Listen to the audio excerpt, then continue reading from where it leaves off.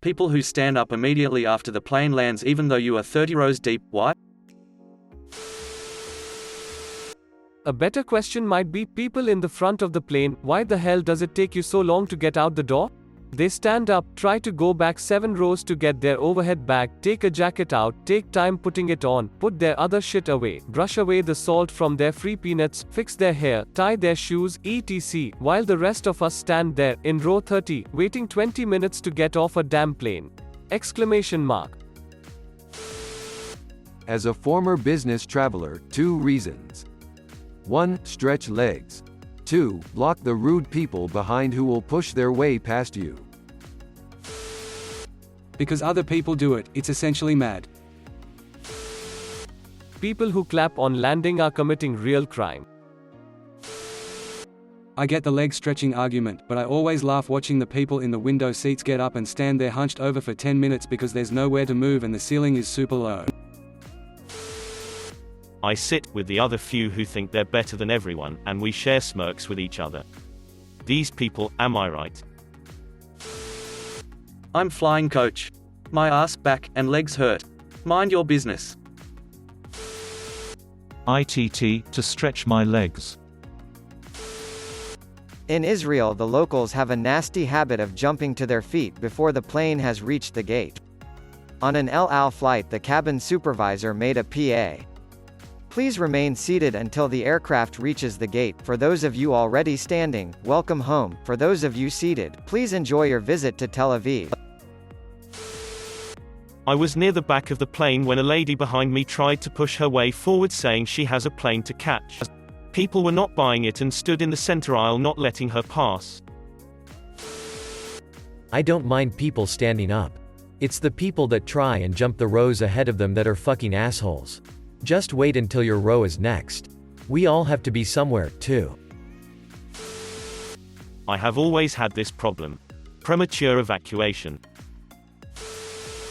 What is even better is when the plane stops but the seatbelt light is still on and people get up anyways. Ever think that maybe they had to stop for some other reason? I worked the ramp and had a plane that needed to stop 10 feet short of the stop mark, then had to wait 10 minutes for everyone to get back into their seat with their belts on, before it could move forward to fully get into the gate so people could get off. I am 6 feet 4 inches. So, I cannot physically fit in the seat without some minor act of contortion.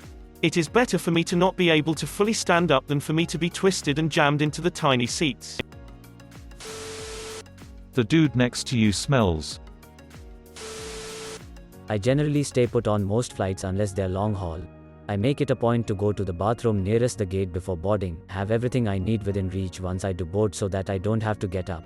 I'm 6 feet 4 inches, 1.93 meters tall, so by the time that light goes off I definitely need a stretch. I always stay out of the aisle and wait my turn, but goddammit I've earned my stretch. The arthritis doesn't like when I've had my leg joints in the same position for multiple hours. It's either stretch and put everything back to rights before I start trying to walk, or subluxating my hip on the way off the aircraft and scaring all the old PPL when I fall down lol. Perfect time to go to the bathroom while everyone is distracted. Because I broke my femur 7 years ago and sitting in a cramped airplane for any length of time causes a great deal of pain. I can't stand the people in the front row who take literally a couple minutes just to get their asses off the plane. Sure, there are exceptions especially for disabled passengers, but for those who are able-bodied, getting your suitcase out of the overhead storage asterisk isn't that hard. Asterisk.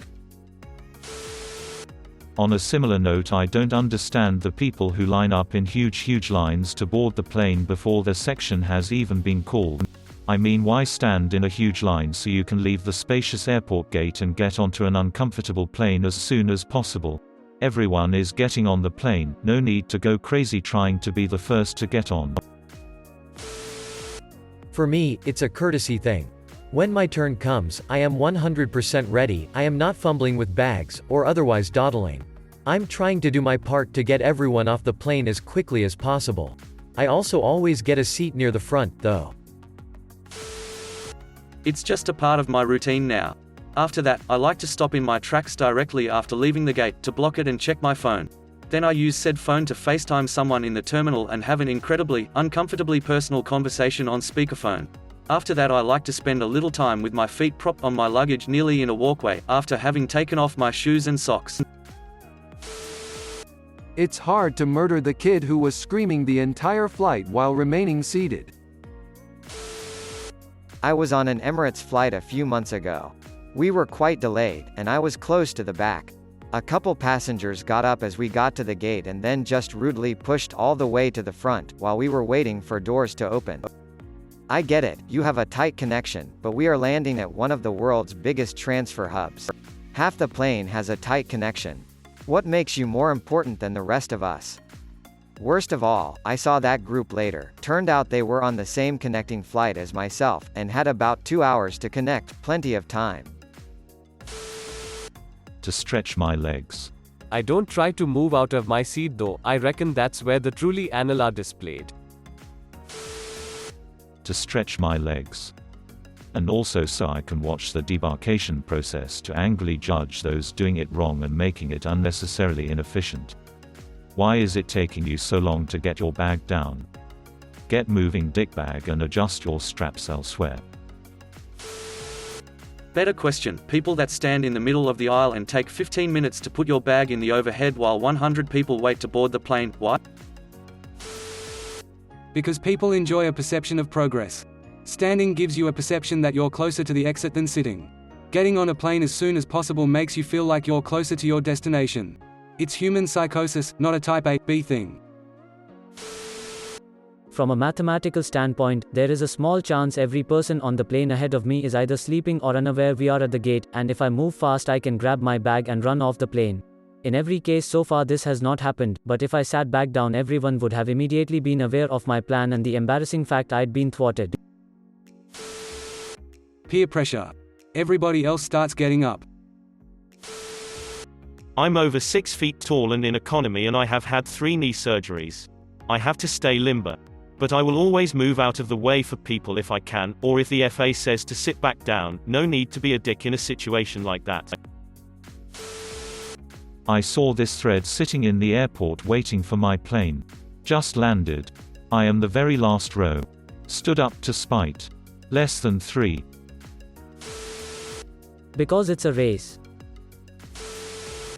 Because I've got nothing in the overhead bins, let me the fuck out. To get my knees out of the spine of the guy in front of me and to get feeling back in my legs. My thought process has always been to be prepared to move as soon as it's okay to move out. If I'm sitting, I'm not ready at the moment it's time to move. Stretch my legs. I like to assert my dominance.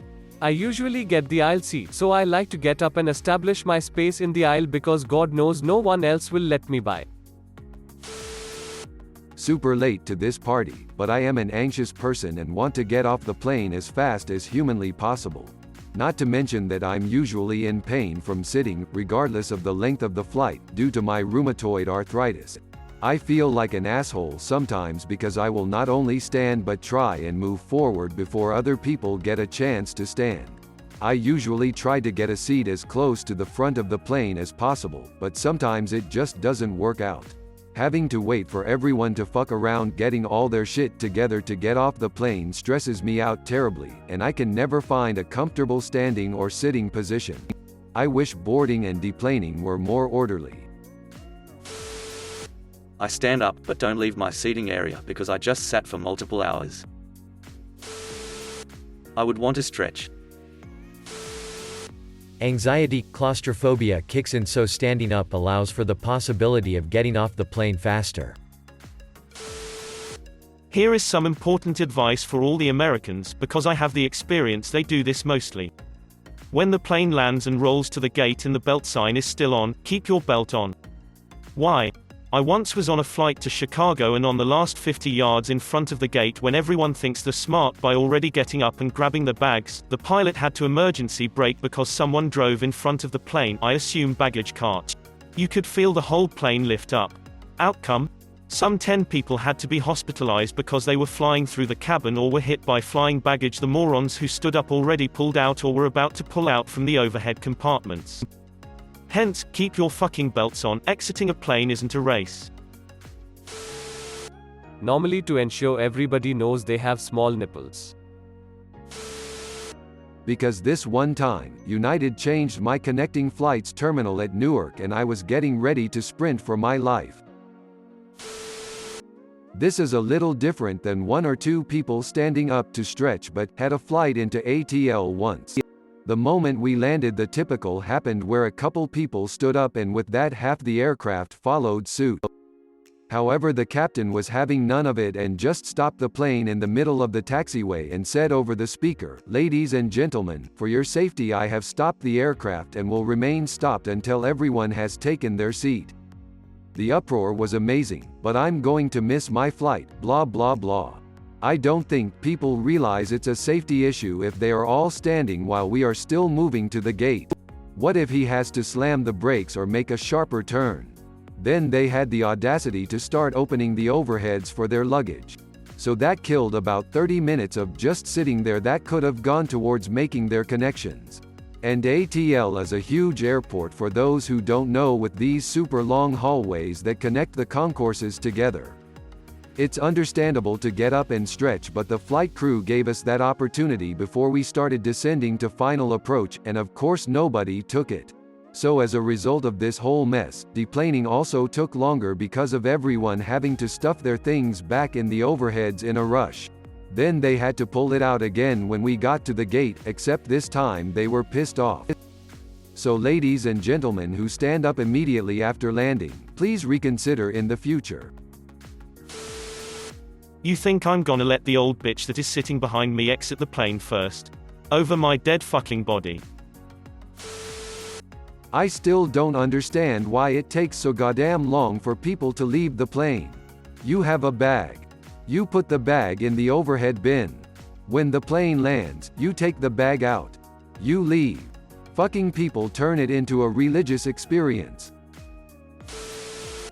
Because I need to stretch, and also because I'm terrified of flying and it feels amazing to be on solid ground again. Little of column A, little of column B depending on the day. Can we talk about the fuckwits who stand right up close to the baggage carousel?